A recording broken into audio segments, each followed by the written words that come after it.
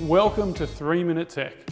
These are the videos where we answer your technical financial planning questions without all of that jargon. Shot on location at our beautiful new offices, Level 37 QV1.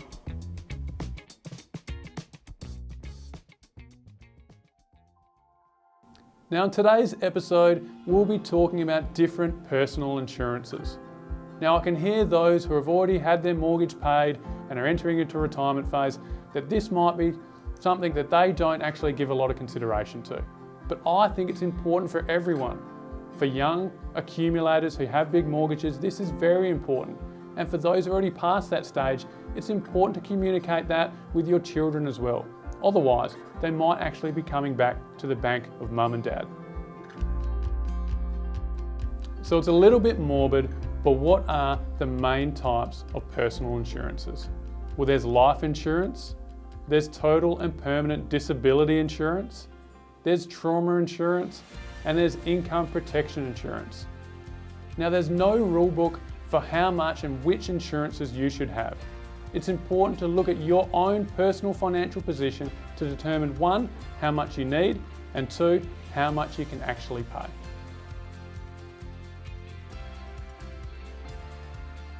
So why is it important to consider insurances?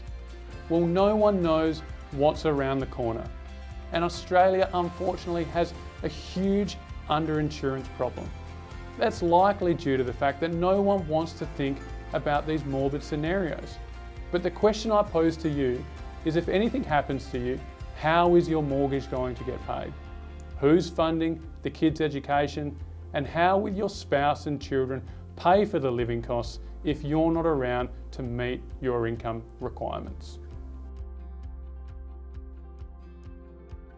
So what is life insurance? Well, life insurance, or otherwise more morbidly referred to as death insurance, pays a lump sum amount to your nominated beneficiary on your passing. Newer policies can actually pay a benefit where you get a terminal diagnosis.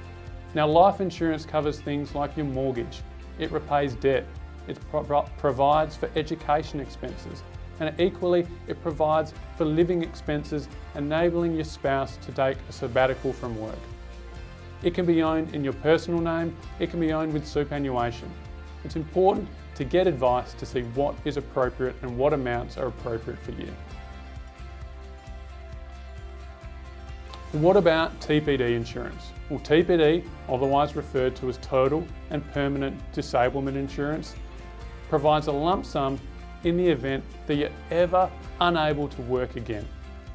This again covers things like your mortgage or debt and provides a lump sum capital amount to enable you to make home modifications, to pay for medical bills, and again to meet living expenses going forward.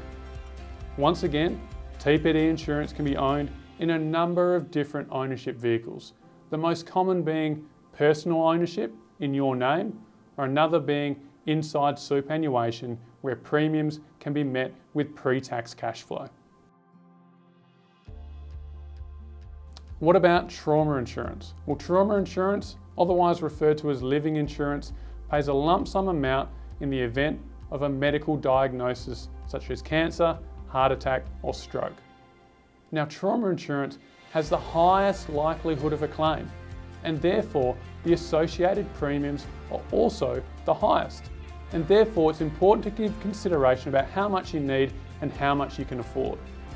Now, emphasising this cost is the fact that trauma insurance cannot be owned within superannuation and therefore cannot be paid for with pre-tax earnings. So the last insurance we'll be talking about today is income protection insurance. Income protection insurance, otherwise referred to as salary continuance insurance, provides a monthly benefit if you're unable to work due to accident or illness. Now, when you're considering income protection insurance, there's 3 main criteria you need to think about. 1, the monthly benefit. How much will you receive if you're unable to work? 2, the waiting period. How long do you have to pass before you'll begin receiving a benefit? And 3, the benefit period. How long will you continue to receive a benefit if you're unable to work? Now, the shorter the benefit period, the cheaper the premium. the longer the benefit period, the greater the premium. Now the reverse is true for the waiting period. The shorter the waiting period, the higher likelihood of claim and therefore an increased premium.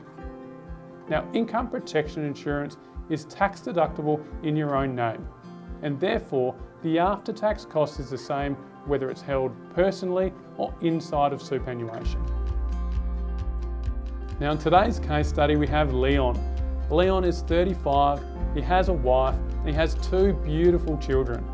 He's just purchased his first home and has a substantial mortgage that he has to think about. He sits down with his wife and they determine what will happen if he's unable to earn an income, and equally if the unthinkable happens. He elects to put in place life, TPD and income protection insurance, knowing that if anything happens to him, his income is protected and the mortgage is paid for, providing a bit of comfort and peace of mind to not only himself, his wife, but also the next generation. So what have we learnt today? Well, we know there's no rule book for what insurances you should have and how much you should have. It's important to look at this holistically and with your family around you to determine, in the event of an unthinkable, what you need to be protected for.